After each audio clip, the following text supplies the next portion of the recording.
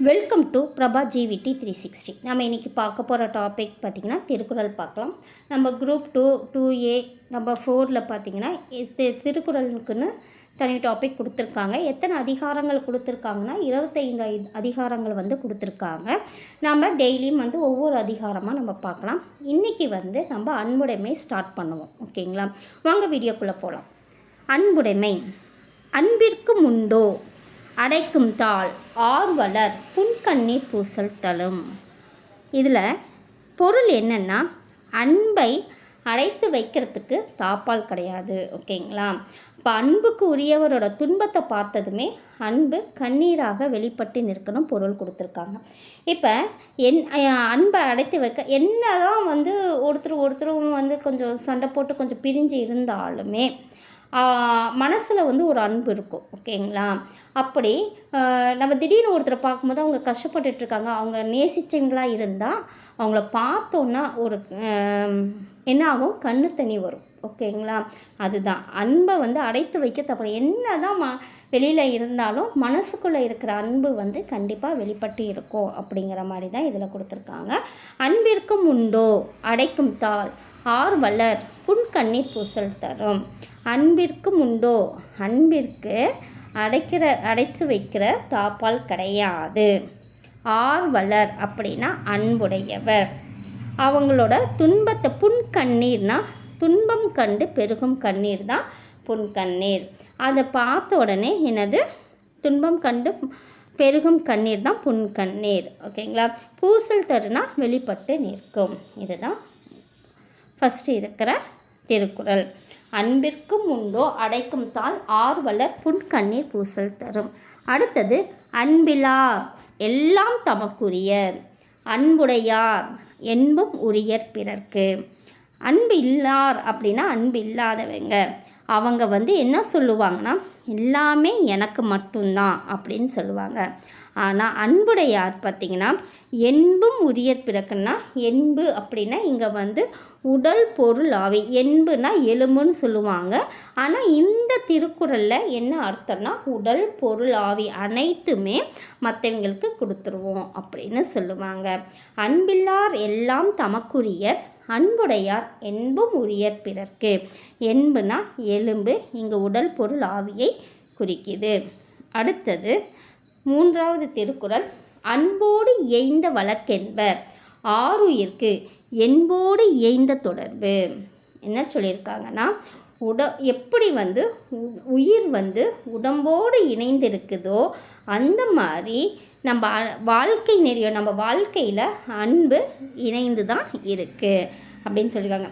எப்படி உயிர் உடம்போடு இணைந்து இருக்கோ அந்த மாதிரி நம்ம வாழ்க்கை நெறியோடு எது இணைந்திருக்குமா, அன்பு இணைந்திருக்கிறது அப்படின்னு சொல்கிறாங்க. இப்போ வழக்கு அப்படின்னா வாழ்க்கை நெறி, ஆருயிர்னா அருமையான உயிர், என்புனா எலும்பு. அடுத்தது 4வது அன்பு ஈனும் ஆர்வம் உடைமை அது ஈனும் நண்பென்னும் நாடா சிறப்பு. அன்பு ஈனும் ஆர்வம் உடைமை. அன்பு எப்பயுமே விருப்பத்தை தரும். ஓகேங்களா, அன்பு விருப்பத்தை தரும். அந்த விருப்பம் பார்த்திங்கன்னா எல்லாத்துக்கிட்டேயும் ஃப்ரெண்ட்ஷிப் வச்சுக்கிறதுக்கு அது சிறப்பாக தரும் அப்படின்னு சொல்கிறாங்க. நட்பு கொள்ளும் பெருஞ்சிறப்பை தரும். அன்பு எப்பயுமே விருப்பத்தை தரும். அந்த விருப்பம் எல்லாத்துக்கிட்டேயும் நட்பு கொள்ளும் பெருஞ்சிறப்பை தரும்னு சொல்கிறாங்க. ஈனும்னா தரும், ஆர்வம்னா விருப்பம், அதாவது வெறுப்பை நீக்கி விருப்பத்தை உண்டாக்கும் என்பது பொருள். நண்புனா நட்பு. ஓகேங்களா, அடுத்தது 5வது திருக்குறள். அன்புற்று அமர்ந்த வழக்கென்ப வையகத்து இன்புற்றார் எய்தும் சிறப்பு. இது என்ன சொல்லியிருக்காங்கன்னா, அன்போடு பொருந்திய வாழ்க்கைனே நம்ம அங்கே என்ன பார்த்தோம், எப்படி உயிர் உடம்போடு இணைந்திருக்கோ அந்த மாதிரி வாழ்க்கை நெறியில் அன்பு இருக்குன்னு சொல்கிறோம். அதே மாதிரி அன்போடு பொருந்திய வாழ்க்கை நெறியை கடைப்பிடித்தவர் பார்த்திங்கன்னா உலகத்தில் மகிழ்ச்சி உடையவர் ஆவார். நாம் அங்கே வந்து உயிரோட உடம்பு எப்படி இணைஞ்சு இருக்கோ அந்த மாதிரி வாழ்க்கை நெறியோட அன்பு இணைஞ்சிருக்கு. அப்படி வாழ்க்கை நெறியோட அன்பு இணைஞ்சு வாழ்பவர்கள் வந்து உலகத்திலேயே மகிழ்ச்சி உடையவராக கருதப்படுறாரு அப்படின்னு சொல்கிறாங்க. வையம் உலகம் என்பன என்பார்கள். அன்புற்று அமர்ந்த வழக்கென்ப வையகத்து இன்புற்றார் எய்தும் சிறப்பு. அடுத்தது 6வது, அறத்திற்கே அன்புசார் என்ப அறியார் மரத்திற்கும் அஃதே துணை. அன்பு அறத்தை மட்டும்தான் சார்ந்தது அப்படின்னு அறியாதவங்க சொல்லுவாங்க. ஆனால் மரம்னா வீரம். இந்த மரம் அப்படின்னா வீரம் சொல்லுவாங்க. அந்த வீரத்திற்கும் அன்பு தான் துணை அப்படின்னு சொல்கிறாங்க. மரம்னா வீரம், கருணை வீரம் இரண்டிற்குமே அன்பு தான் அடிப்படை என்று பொருள். எதுக்கு? கருணைக்கும் வீரத்திற்கும். அறத்திற்கே அன்புசார் என்ப அறியார் மரத்திற்கும் அஃதே துணை. 7th, என்பில்லதனை வெயில் போல காயுமே அன்பில்லதனை அறம். எலும்பு இல்லாத உயிர்களை வந்து வெயில் வந்து வருத்தி அழிச்சிடும். நம்ம வந்து ஏதாவது வண்டு விழுந்துருச்சுன்னா நம்ம வெயிலில் காய வைக்கிறோம் இல்லையா, அதுதான் பார்த்திங்கன்னா எலும்பு இல்லாத உயிர்களை வெயில் வருத்தி அழிப்பது போல் அன்பில்லாத உயிர்களை அறம் வருத்தி அழிக்கும். எது அழுத்தி அழிக்கும்னா அறம் வருத்தி அழிக்கும் சொல்கிறாங்க. என்பிலதுன்னா எலும்பு இல்லாதது, அதாவது புழு. அன்பிலதுன்னா அன்பில்லாத உயிர்கள். என்பில்லதனை வெயில் போல காயுமே அன்பில்லதனை அறம். அடுத்தது 8th, அன்பகத்தில்லா உயிர் வாழ்க்கை வன்பார்க்கன் வற்றல் மறந்தளிர் தற்று. எப்படி பாலை நினைத்துல அன்பகத்தில், இப்படி ஃபஸ்ட்டு பொருள் பார்த்துக்கலாம். அன்பகத்தில்னா அன்பு கூட்டல் அகத்து கூட்டல் இல்லா. அன்பு கூட்டல் அகத்து கூட்டல் இல்லா. அன்பு உள்ளத்தில் இல்லாதன்னு பொருள்.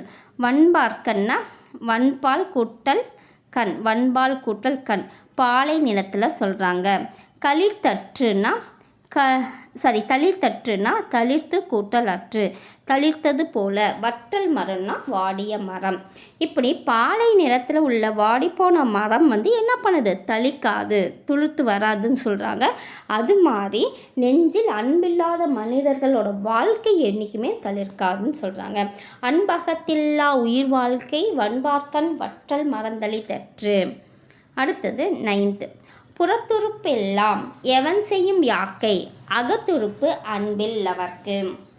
அதாவது புறத்துறுப்புனா உடல் உறுப்புகள், எவன் செய்யணும்னா என்ன பயன், அகத்துறுப்புனா மனதின் உறுப்பு, அதுதான் அன்பு.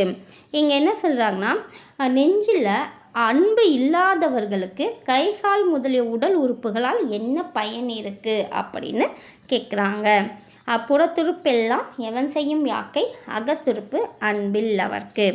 அடுத்தது 10th, அன்பின் வலியது உயிர்நிலை அஃதில்லார்க்கு என்பு தோல் போர்த்த உடம்பு. அன்பு செலுத்துவது தான் உடம்புல உயிர் இருப்பதற்கு அடையாளம். உடம்புல உயிர் இருப்பதற்கு அடையாளம் எது? அன்பு செலுத்துவது தான்.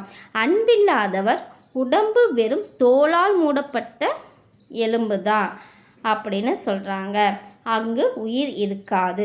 அன்பின் வலியது உயிர்நிலை அஃதில்லார்க்கு என்பு தோல் போர்த்த உடம்பு. ஓகேங்களா? நம்ம என்னென்ன பார்த்தோம்? அன்பிற்கும் உண்டோ அடைக்கும் தாள் ஆர்வலர் புன்கண்ணீர் பூசல் தரும். அன்பில்லார் எல்லாம் தமக்குரியர் அன்புடையார் என்றும் உரியர் பிறர்க்கு. அன்போடு எய்ந்த வழக்கென்ப ஆருயிர்க்கு என்போடு எய்ந்த தொடர்பு. அன்பு ஈனும் ஆர்வம் உடைமை அது ஈனும் நண்பென்னும் நாடாச் சிறப்பு.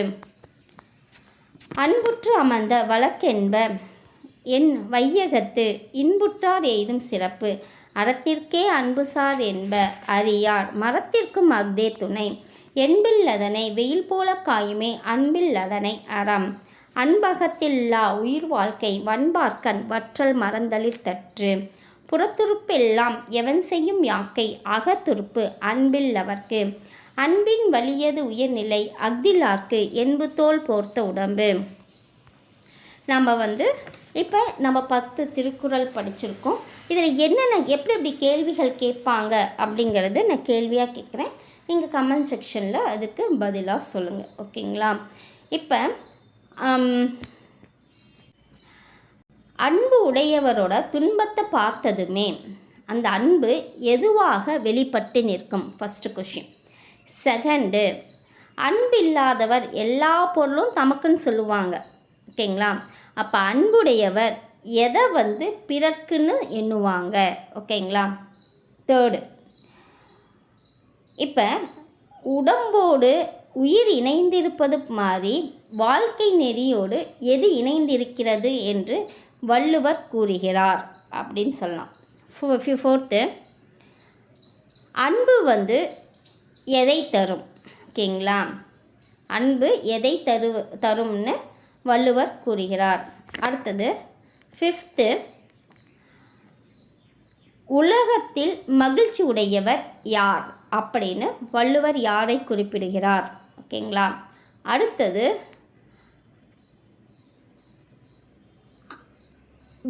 வீரத்திற்கு எது துணை? ஓகேங்களா? வீரத்திற்கு எது துணை அப்படின்னு வள்ளுவர் சொல்கிறாங்க அப்படின்னு பார்த்தா சிக்ஸ்த்து. செவன்த்து பார்த்திங்கன்னா, அன்பில்லாத உயிர்களை எது வருத்தி அளிக்கும் அப்படின்னு வள்ளுவர் எதை கூறுகிறார்? ஓகேங்களா? எய்த்து கொஷின், எந்த மனிதரின் வாழ்க்கை தளிர்க்காது அப்படின்ட்டு வள்ளுவர் யாரை குறிப்பிடுகிறார்? அடுத்தது நைன்த்து,